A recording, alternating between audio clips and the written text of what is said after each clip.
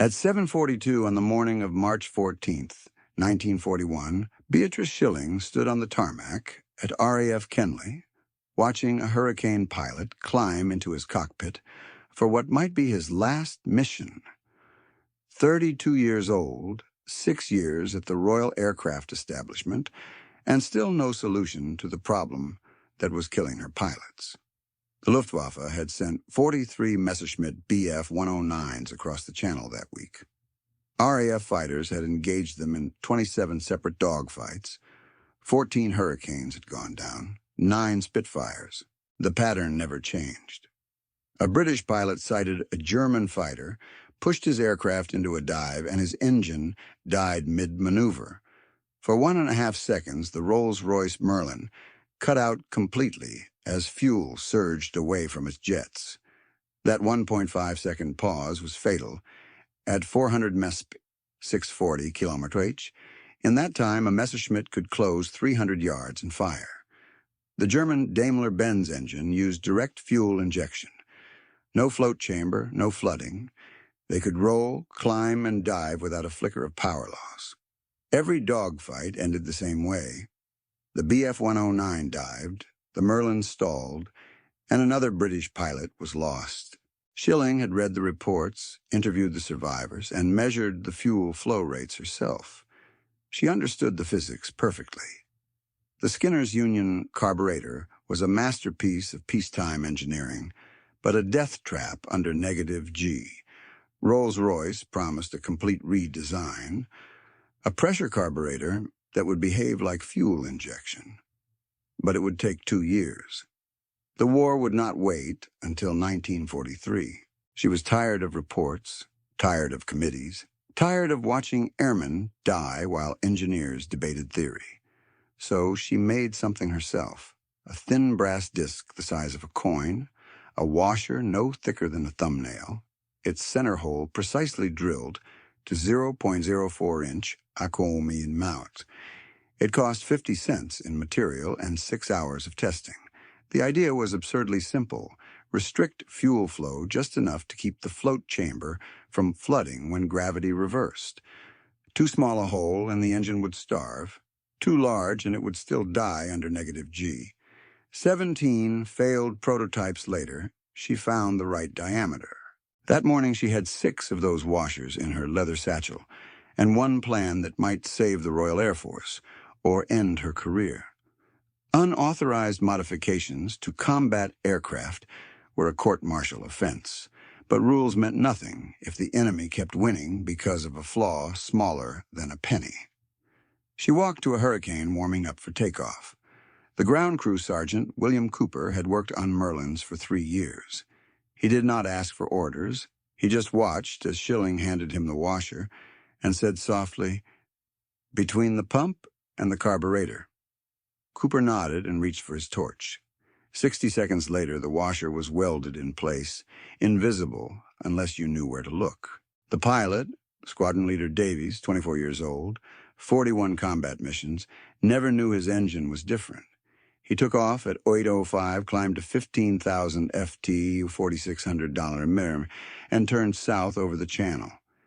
Shilling watched until the aircraft disappeared into cloud. Then she waited. 40 minutes of silence, 40 minutes that could end her career or save countless lives. When 3 Hurricanes returned, Davies was smiling. He had dove on 2 Messerschmitts over Dungeness. His engine never missed a beat. The first successful -G attack by a British fighter in 11 months. Every small victory in this war began with someone refusing to accept failure. Tell us below. Could a simple washer really change the course of a war? By nightfall, every pilot at Kenley had heard about the Hurricane that dove and kept running. Word spread faster than official memos ever could. Davies' Merlin didn't cut out, they said. He chased a 109 through the dive and came out on top. Ground crews wanted to know what had changed. Squadron commanders wanted the modification for their own aircraft. But officially, nothing had changed. Because nothing had been authorized, the small brass washer inside Davies' fuel line didn't exist on any maintenance record. No Air Ministry order mentioned it. No engineering officer had signed off the design. On paper, Beatrice Shilling had done nothing at all. But every pilot she spoke to that week begged her to do it again. The problem was scale. 6 washers weren't enough to change the war. The Royal Air Force operated over 2,000 Hurricanes and Spitfires in Britain alone, plus reserves, training squadrons, and overseas units. To make the modification permanent, she needed approval, funding, and production capacity. All 3 required evidence and time. But time was the one thing she didn't have. So she made a decision that would become legend in RAF engineering. She loaded her Norton motorcycle with a canvas tool roll, 6 washers, and a small acetylene torch. Then she rode from station to station across southern England, Biggin Hill, Tangmere, North Weald, installing her 50-cent fix wherever she could convince a mechanic to look the other way. She did the work herself, crouched beneath aircraft wings in freezing hangars, hands covered in oil, hair tied back under a leather cap. No press, no speeches, no permission, just one engineer, one machine, and one idea that worked. By March 25th, she had visited 12 airfields and modified 53 aircraft. Pilots began reporting flawless dives. Squadron diaries recorded no carburetor-related engine failures. At Biggin Hill, Flight Lieutenant James Lacey, Cambridge engineering graduate, 41 missions, told her it was brilliant simplicity. She smiled, not from pride but relief. It meant the math had been right. The -04-inch orifice provided just enough flow restriction to prevent flooding without starving the engine at full power. During -G, the fuel stayed stable in the line. The float chamber never overflowed, the jets never drowned, and the Merlin roared through dives that once killed it. By early April, the Air Ministry could no longer ignore the numbers. Combat reports showed a 96% reduction in engine failures during dives. The Director of Technical Development demanded a full briefing. Shilling arrived at the meeting with nothing but test data and one of her brass washers in a small envelope. The senior officer looked at it, frowned, and said, This is your solution?" She answered, "Yes, sir, and it works." Within 48 hours, Rolls-Royce engineers received orders to produce 500 restrictors per week. Every fighter in Britain would be retrofitted immediately. The Air Ministry called it a war-winning modification. Beatrice didn't celebrate. She went back to her motorcycle and prepared for another journey. Manufacturing the washers was one thing. Installing them on every operational aircraft was another. The RAF couldn't afford to ground entire squadrons for maintenance. Combat operations continued daily.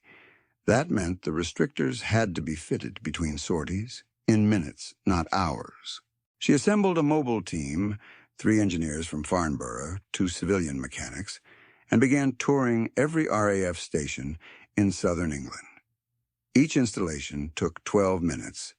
Disconnect the fuel line, weld the washer in place, pressure test for leaks, and record engine performance after restart.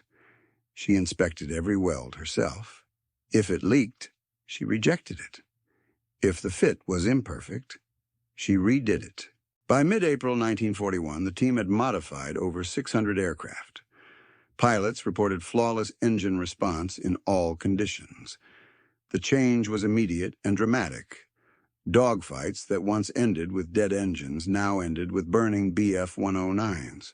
Ground crews gave the brass washer a new name: Miss Shilling's Orifice. It was typical RAF humor, irreverent, slightly crude, but affectionate. Beatrice didn't mind. She understood that humor kept men sane in a war that killed them daily.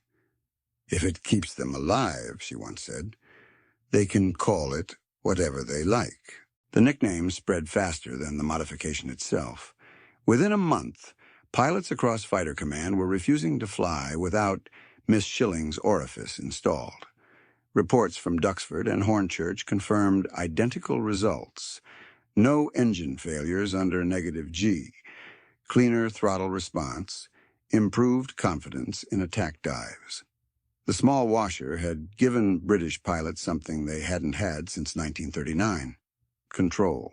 Shilling's invention did not make the Spitfire faster, nor the Hurricane stronger. It gave pilots back the one advantage they had lost to the Bf-109, the ability to choose the fight. For nearly a year, German tactics had exploited the Merlin's weakness. Luftwaffe pilots would feint a climb, then dive. The British fighter, trying to follow, would stall and fall behind. Now, suddenly, that trick didn't work. The RAF could dive just as hard, just as fast, and keep firing all the way down. In the first week of April, RAF combat records logged a subtle shift. Fewer aborted chases, more confirmed kills. In pilot briefings, the phrase dive and stay on them replaced break off if engine cuts. Confidence returned. By the end of April, Shilling's team had fitted 2,100 Merlins with the washer. The impact was measurable. Engine-related failures in fighter command dropped from 38% of all losses to less than 0.5%. Kill-to-loss ratios more than doubled. When Air Chief Marshal Hugh Dowding read the numbers, he called the modification a miracle of practical engineering. Rolls-Royce called it a temporary expedient. Beatrice called it a washer that works. The truth was somewhere in between. It was temporary, improvised, even unauthorized, but it kept Britain's pilots alive until proper pressure carburetors could be built. That night, Beatrice rode her motorcycle back to Farnborough. The airfield lights flickered behind her in the mist. Somewhere above, a hurricane was climbing into the dark, its Merlin engine humming smoothly through the takeoff roll. It would stay that way, even when the pilot pulled into a dive. And for the first time in months, Beatrice allowed herself to believe they might just win. By May 1941, the Royal Air Force was changing. Pilots who had once dreaded diving engagements now sought them out. Squadron commanders noticed it first, aggressiveness returning to the tone of combat reports, confidence in voices over the radio, fewer frantic calls about dead engines. The entire rhythm of air combat over Britain was shifting. At Tangmere, Flight Lieutenant Robert Stanford Tuck, already a decorated ace, had experienced 4 engine cutouts before the modification. Each time, he'd broken off an attack and barely escaped with his life. After the restrictor, he flew 22 sorties without a single failure. He told his crew chief, "She's given us the fight back." Beatrice never heard the praise directly. She was too busy moving between stations, overseeing new installations. Her small team became a traveling unit of salvation. They slept in hangars, ate with ground crews, and worked through the night welding restrictors into Hurricanes and Spitfires as squadrons rotated home from sorties. Her presence became familiar. The woman on the Norton, oil-stained hands, sharp eyes that missed nothing. She checked torque wrenches, flow readings, and pressure seals herself. She was not there as a symbol, but as an engineer. Every washer she approved had to work under 9G dives and the full fury of combat. At Biggin Hill, she climbed onto a wing beside a Spitfire, being serviced for dawn patrol. The mechanic beside her looked uncertain. She tightened the fuel line herself, wiped the joint with a rag, and said, "If this leaks, it'll be my fault." It didn't. In the evenings, she wrote reports to the Air Ministry, short, factual, unsigned beyond the initials, BS. Those documents recorded the rollout. 2,100 aircraft modified, 0 carburetor failures in -G combat maneuvers, a measurable 140% improvement in successful diving engagements. Behind the statistics lay 2,100 pilots who had come home alive. The Luftwaffe noticed. By late spring, German intelligence analysts began reporting increased aggressiveness in RAF fighter tactics. Pilots who once hesitated to pursue now dove relentlessly through clouds, chasing Bf-109’s down to treetop level. The engine that had once betrayed them was now unshakable. The change baffled the enemy. Luftwaffe after-action reports mentioned improved British engines and possible adoption of fuel injection. They had no idea that the breakthrough was not a new engine, not even a new carburetor, just a brass washer smaller than a coin, installed by a woman who most pilots had never met. Inside the Royal Aircraft Establishment at Farnborough, Beatrice was already working on refinements. The restrictor solved the negative G issue, but she wanted to stabilize the fuel delivery under extreme temperature changes as well. High-altitude operations over the channel introduced new variables: icing, vapor lock, pressure imbalance. She documented every observation from pilots and mechanics, turning combat feedback into data. When Rolls-Royce engineers visited to review the modification, they found that the field version had evolved beyond their drawings. Beatrice had adjusted the orifice diameter to 0.141 inch, 1.04 mm, polished the inner surface to reduce turbulence, and changed the weld angle for easier installation. It was still the same part, but more reliable, and easier for untrained hands to fit. She refused to patent it, refused royalties, refused any recognition that wasn't technical. "It belongs to the pilots," she told one reporter years later, "not to me." Her husband, George Naylor, an aerodynamicist at the same establishment, once joked that she'd married an engineer to have someone to argue with about equations. He wasn't far wrong.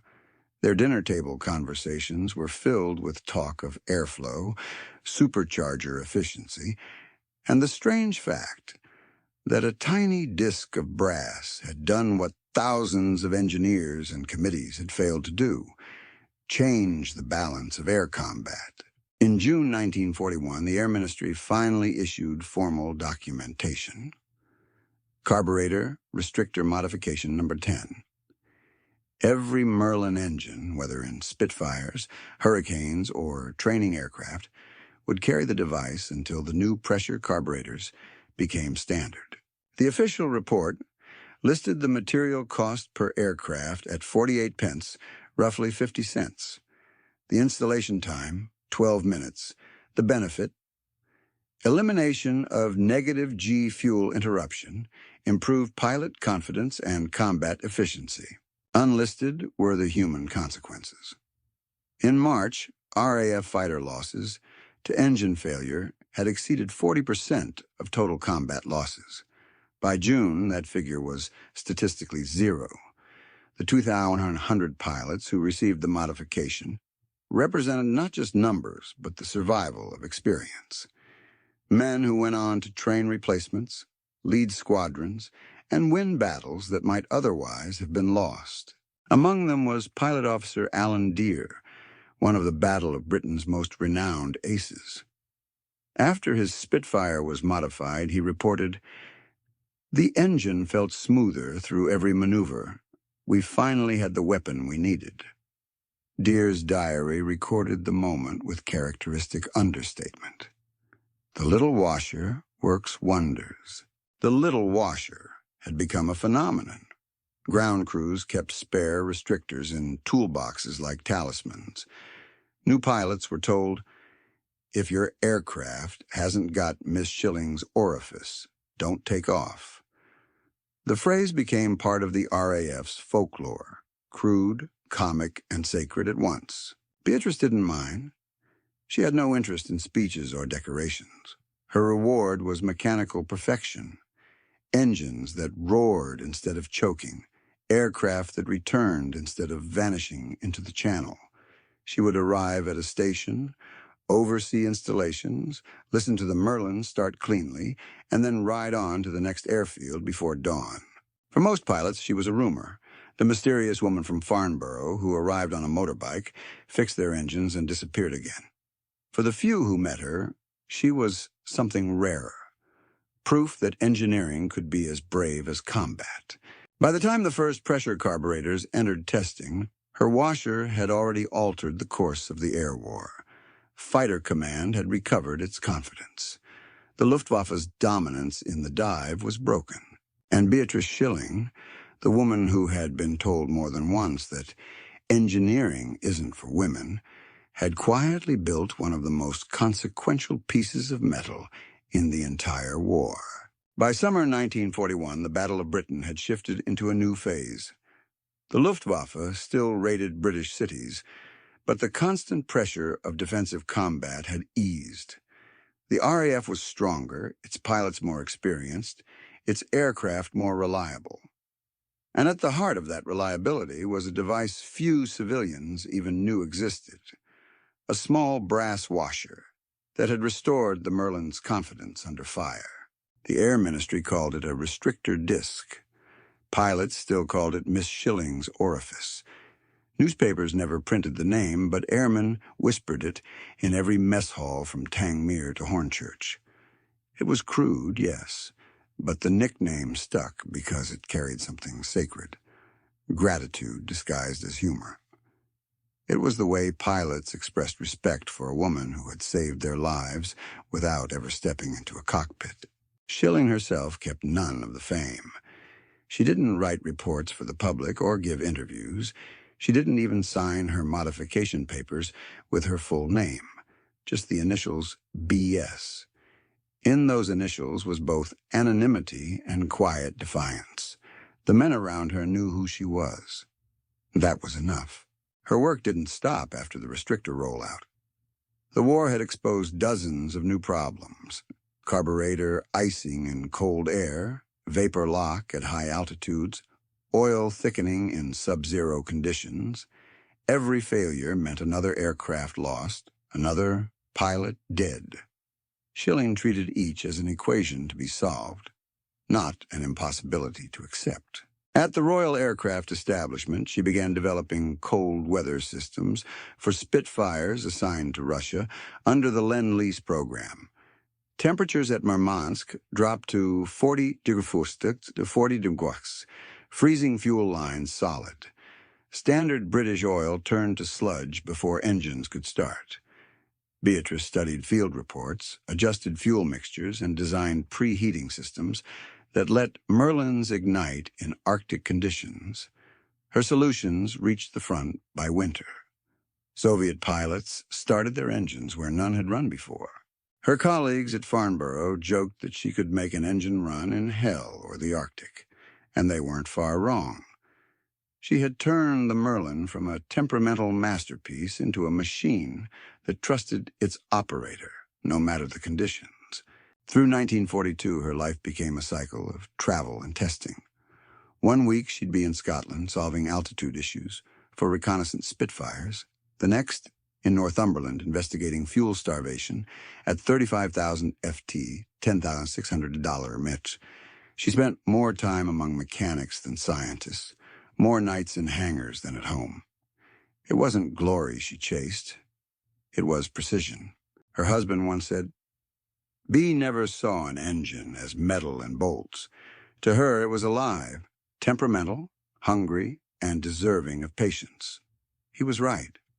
When she inspected a Merlin running on a test stand, she didn't just listen. She felt it, hand on the cowling, reading its rhythm like a doctor feeling for a pulse. By mid-1942, the restrictor had become standard on every Merlin-powered aircraft, still using carburetors, not just Spitfires and Hurricanes, but also trainers, patrol aircraft, and experimental designs. When the new pressure carburetor finally entered production, it incorporated data from Shilling's tests. Her fieldwork had provided the foundation for the next generation of engines, and yet she never claimed credit. The official Rolls-Royce documentation made no mention of her by name. The pressure carburetor was a corporate achievement. The washer was a temporary wartime measure. In reality, that temporary measure had carried fighter command through 2 years of continuous combat. That summer, when Spitfires with pressure carburetors began rolling off production lines, Beatrice quietly shifted to new research: supercharger efficiency, altitude performance, and fuel conservation for long-range escort missions. The world was changing again, The fight was moving over France, over Germany, into the heart of the Reich. But in Britain, her name lingered in the stories of the men who flew. Mechanics kept a small brass washer on their keychains, worn smooth by oil and time. Pilots mentioned her in letters home. The woman on the motorbike who fixed our Merlins. She became a myth of sorts, half engineer, half guardian spirit of the RAF. By autumn 1942, that myth had crossed oceans. American airmen arriving in Britain to fly P-51 Mustangs and P-40s heard about her before they ever saw combat. She's the one who made the Spitfire dive, they were told. It wasn't quite accurate, but it was true enough. What Beatrice Shilling had created wasn't just a fix, it was faith. A simple, tangible piece of brass that told pilots their machines would not betray them when gravity turned against them. In a war of fear, that faith mattered as much as horsepower. And across the skies of Europe, the Merlin roared its thanks every time a Spitfire plunged toward a fleeing enemy and kept running. The restrictor changed the Spitfire's personality.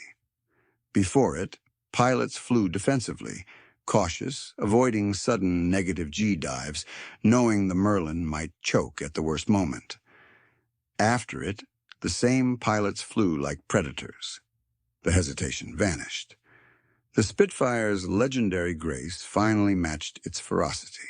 Squadron logs from April to July 1941 told the story in numbers. Prior to the restrictor, British fighters aborted 38% of diving attacks because of engine cutouts. After installation, that number fell below 0.5%. Kills increased. Losses decreased.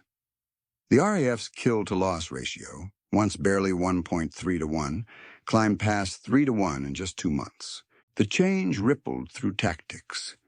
Before, German pilots had exploited the Merlin's weakness by feigning climbs, baiting British fighters into dives they couldn't sustain. Now, that advantage was gone. British pilots could follow through, press attacks all the way to the deck, keep their guns firing until the enemy broke away. Luftwaffe after-action reports from June complained of unusually persistent pursuit by British fighters. For the first time since 1940, the Messerschmitts were being hunted. Beatrice watched these developments from the sidelines, reading the statistics that filtered back to Farnborough. To her, each number was a life spared, each ratio a validation of the quiet rebellion she'd begun with one unauthorized washer. She didn't think in glory or gratitude. She thought in data, flow rates, G-forces, atmospheric pressure, viscosity. But even she felt something deeper when she saw the results. Each pilot who returned from a sortie had unknowingly flown with her signature between the fuel pump and the carburetor. A piece of her own stubborn will soldered into the machine. The Air Ministry requested an official presentation for senior staff. She arrived in the same brown leather jacket she wore on her motorcycle, holding a small velvet pouch. When asked for her findings, she opened the pouch and poured out a handful of washers onto the table. The room fell silent. "That's it," one officer said. "That's all it is?" "That's all it needs to be," she replied. The restrictors soon appeared in training manuals. Mechanics were instructed on precise welding procedures. Replacement washers were shipped to maintenance depots in sealed pouches marked critical modification, do not discard. At Rolls-Royce, technicians began manufacturing them in bulk, thousands per week, each stamped with a small R on one side, a silent acknowledgement of its origin. Beatrice's official role changed again.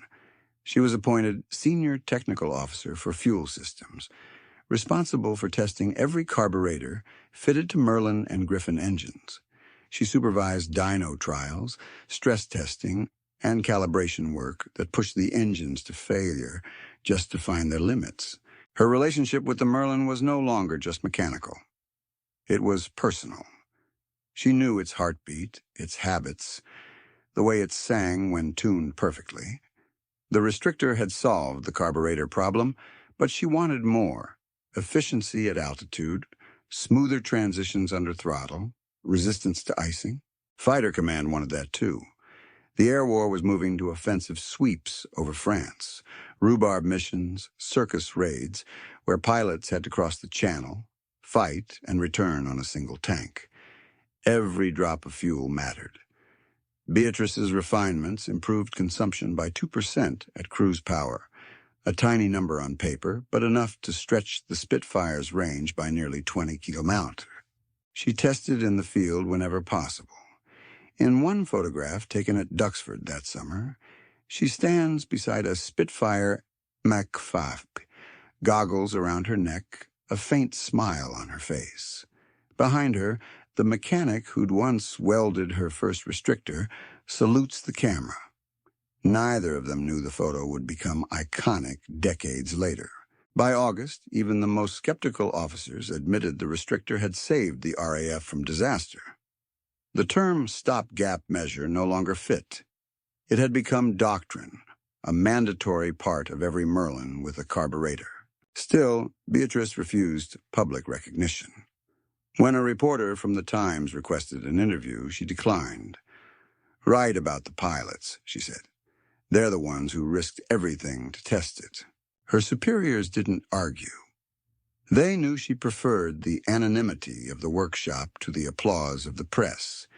There, amid the smell of fuel and metal, she could keep improving what already worked. Every improvement was a promise, to the pilots who trusted their engines, to the mechanics who worked by lantern light in frozen hangars, to herself. That perfection was worth chasing, even when the world was on fire. That autumn, as new Spitfire Mach verses rolled off assembly lines, everyone carried the same small brass heart between pump and carburetor, a piece of British engineering born not in a boardroom, but in the hands of one woman who refused to wait for permission. By late 1942, the war had outgrown Britain's skies. The RAF was flying over France and the Low Countries now, escorting bombers, intercepting German reconnaissance flights, and testing the newest aircraft designs. The Merlin had evolved. More power, higher boost, higher altitudes. Yet hidden deep in its fuel system, that same 50-cent washer still guarded against disaster. The engineers at Rolls-Royce knew the restrictor's days were numbered. The new Bendix-Stromberg pressure carburetor was nearly ready for production. It would solve the negative G problem completely, making Miss Shilling's washer obsolete. Beatrice welcomed the news. She had never intended her invention to be permanent. "A stopgap that keeps a pilot alive," she once said, "is better than a masterpiece that arrives too late." When the first pressure carburetor prototype arrived at Farnborough, she volunteered to lead the trials. On paper, it worked perfectly. Steady fuel flow at every attitude, flawless acceleration under negative G. But Beatrice refused to trust paper. She mounted the carburetor onto a test Merlin, rigged with transparent fuel lines and recording gauges, and watched every cycle. At 3,000 RPM, she cut the throttle abruptly, flipped the manifold, and forced a vacuum surge that would have flooded any old carburetor. The new system held steady. She removed her goggles, wiped her eyes, and smiled. "That's it," she said quietly. "That's how it should have been all along." Still, she knew her restrictor had done something the new carburetor could never do. It had kept a nation alive long enough to see this day. Without it, Britain might have lost its best pilots before proper engineering could catch up. Her brass washer had bought time, and time was the rarest resource of the war. Even with new technology coming, the Air Ministry decided to keep installing her restrictors. Changing every aircraft at once was impossible. Training units, reserve squadrons, and maintenance depots still relied on older Merlins. The washer remained official kit. In some cases, even after pressure carburetors arrived, pilots insisted on keeping the restrictor as a backup, a superstition grounded in survival. Her quiet fame had grown beyond England. American technicians visiting British factories studied her modification and adapted it for the Packard-built Merlins that would soon power the P-51 Mustang. They called her design the Shilling Flow Limiter. It was copied, improved, and installed on thousands of engines across 2 continents. Beatrice never signed a single patent. At Farnborough, her workload only expanded. She was assigned to investigate fuel icing in Arctic conditions and engine starting problems in the freezing north. By late 1942, Britain was sending Spitfires to Russia under Lend-Lease. The aircraft suffered in sub-zero temperatures, oil frozen solid, batteries dead, carburetors brittle with frost. Beatrice designed portable preheaters that warmed engine oil and fuel before ignition. Russian mechanics nicknamed the device the British stove. It worked flawlessly. Her colleagues described her as tireless, blunt, and utterly without fear. She rode her Norton from base to base in blackout conditions, headlights covered, a scarf trailing from her helmet as she disappeared into the fog. Mechanics called her the lady with the lathe, because if parts ran short, she'd turn new ones herself. In December 1942, the Royal Aircraft Establishment recognized her with an internal commendation for outstanding service to operational reliability. There was no medal, no ceremony, just a typed line in an archive file. Beatrice was satisfied. She'd never worked for honors, she worked for function. While others saw brass and numbers, she saw consequences. Each equation meant an aircraft that would start in the cold. Each modification meant a crew returning home instead of burning over France. Her work turned engineering into survival. She spent that winter solving one more puzzle: high-altitude fuel starvation in late-model Merlins. At 35,000 FT, 10,600 nm, thin air altered fuel mixture ratios and caused power loss. She developed a pressure-balanced flow valve that increased engine output by 8% above that altitude. Once again, the solution was tiny, almost invisible. A half-inch of brass, a spring-loaded diaphragm. Once again, it worked. By early 1943, her career had become the story of invisible victories. None of her inventions won headlines, yet they shaped the course of the air war more than most weapons. She never flew combat missions, never fired a shot, yet her hands had armed the skies more effectively than some entire squadrons. When younger engineers at Farnborough asked her how she endured the long nights, the endless travel, the weight of knowing lives depended on her calculations, she gave the same answer every time. Because it's not about me. It's about them. And every time a Spitfire roared through a dive and leveled out still alive somewhere across the channel, her answer echoed in its engine's steady heartbeat. By 1943, the air war had moved far beyond Britain's coasts. The RAF was striking deep into occupied Europe, and the U.S. 8th Air Force filled English skies with bombers. But even as the front lines shifted, Beatrice Shilling's influence remained buried inside the machines that carried the war eastward. The brass restrictor still sat quietly between the pump and the carburetor on hundreds of aircraft that hadn't yet been refitted with pressure systems. Mechanics treated it with reverence, a relic of the hard days of 1940, a symbol of how one small idea could hold the line when everything else failed. At Farnborough, Beatrice was no longer the woman on the motorbike. She was now senior technical officer for fuel and performance, overseeing a division of engineers who tested everything that burned: gasoline, methanol blends, synthetic fuel additives. The war had turned her workshop into a laboratory for experimentation. New demands arrived weekly: more power, more range, less failure. She responded with the same method she'd used since the beginning: numbers first, opinions later. When bomber squadrons reported fuel pump cavitation at altitude, she didn't convene a meeting. She built a test rig, simulated altitude, and ran the system until it failed. Then she fixed it. Her team nicknamed her Tilly, short for Tilly the Hun, a mix of affection and awe. She was relentless, sharp-tongued, and incapable of accepting good enough. Mechanics who tried to impress her with excuses learned quickly that she preferred results to apologies. "Machines," she said once, "tell the truth even when people don't." In the spring of 1943, she received an invitation to inspect the first Merlin 66 engines destined for the new Spitfire Mk-9. The engines were marvels: dual-stage superchargers, higher boost, and a new mixture control system. But old habits die hard. Before they left the test stand, she personally checked the restrictor mounts, ensuring the washer was still seated where it belonged. When a young technician pointed out that the new carburetors no longer needed it, she smiled slightly. "Maybe not," she said. "But they remember who kept them alive." Her pride was not in ownership, but in legacy, in the invisible thread that connected a small brass disc in 1941 to the roaring supercharged machines of 1943.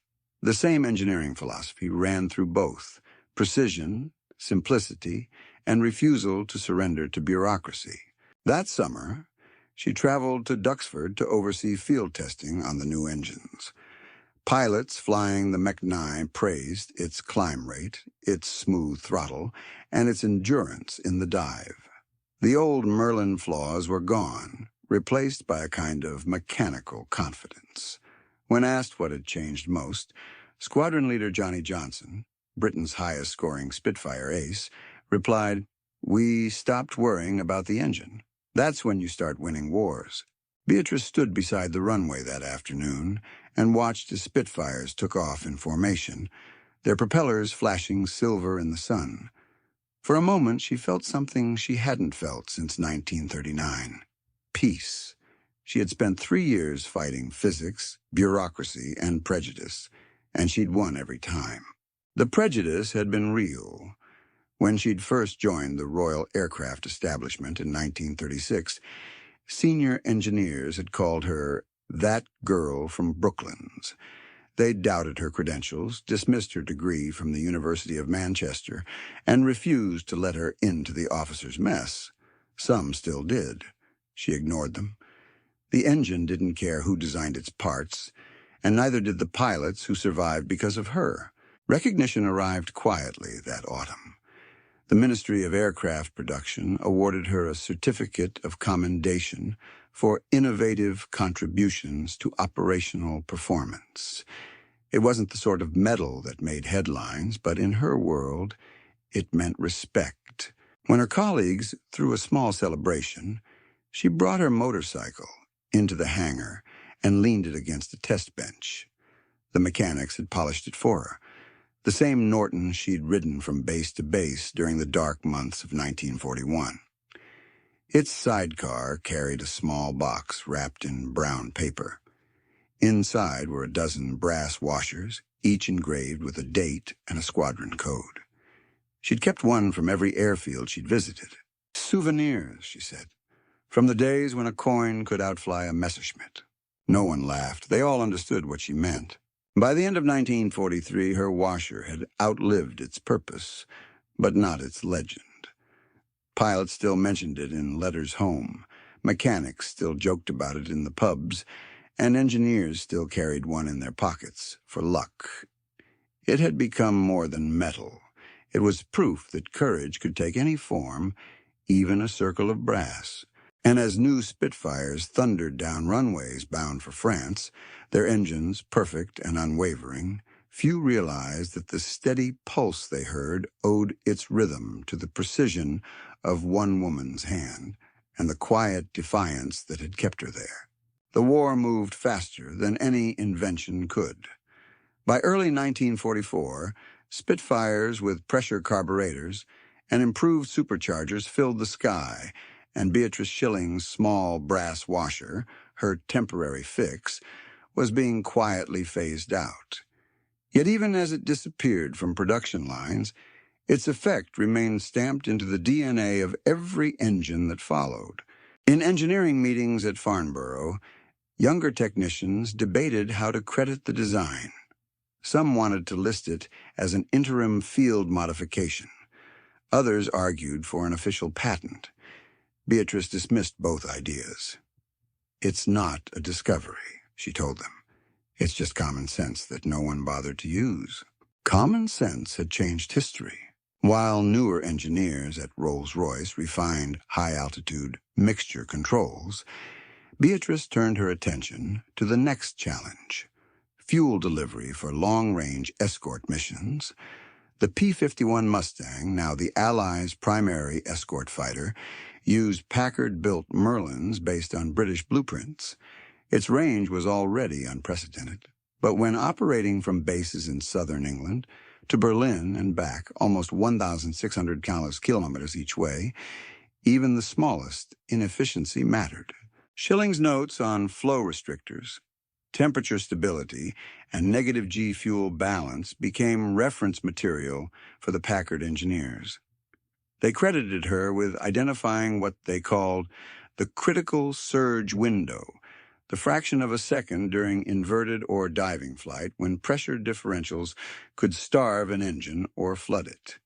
Her wartime field data gave them solutions years ahead of schedule. It meant that when the P-51s escorted American bombers deep into Germany, they could dive, roll, and climb without a sputter. Few of the pilots who flew those missions ever knew the name Beatrice Shilling, but her work was inside every engine that brought them home. Back in England, she kept working quietly, refining systems that others would later take credit for. To her, it didn't matter. The point was function, not fame. "There's no room for ego in a fuel line," she said once with a wry smile. When victory began to appear inevitable in late 1944, the Ministry of Aircraft Production conducted an internal review of wartime technical contributions. One line in a report from Farnborough read, "Beatrice Shilling, responsible for improvised carburetor flow restrictor, installed on over 2,000 RAF fighters during 1941.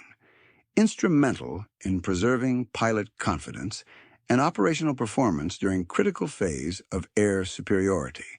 It was just 3 sentences, but it summed up an entire front of the war. The quiet war of mechanics, engineers, and problem solvers who turned desperation into solutions. That winter, she continued testing fuel systems for the next generation of engines. The Griffin, the Napier Sabre, the early jets powered by experimental centrifugal compressors. She found the jet engines crude and loud, but fascinating. "They behave like wild animals," she said in a letter to a friend. "You can't reason with them. You just learn when to feed them." The war in Europe ended in May 1945. The skies over England fell silent. Spitfires that had once climbed in 3s and 4s now sat lined in rows, their wings folded, their paint dulled by years of use. Beatrice visited several stations during decommissioning, checking maintenance logs out of habit.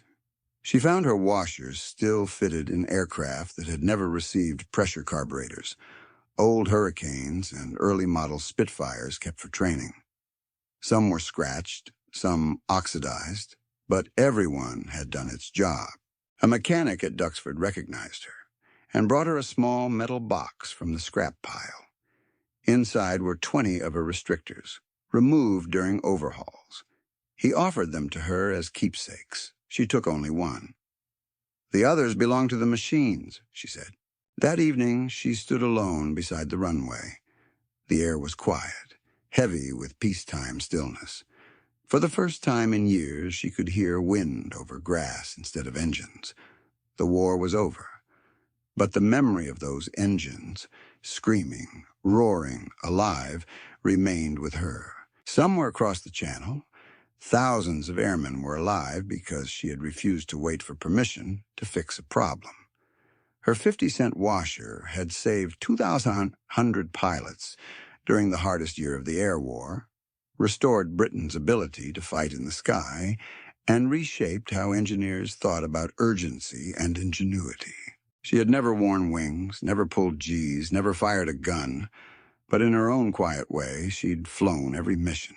And long after the brass washers were melted down or forgotten, their spirit remained in every aircraft that took off and every engineer who looked at a problem and thought, there has to be a better way. When peace finally settled over Europe, Beatrice Shilling returned to Farnborough, to a world that no longer smelled of avgas and burnt metal. The laboratories fell quiet, the test bays empty. For the first time in 6 years, her hands were clean of oil. The RAF sent her a formal letter of appreciation. No medal, no parade, just typed gratitude for exceptional technical service to operational readiness. She kept it in a drawer and went back to work. The post-war years brought jet engines, new equations, and new frustrations.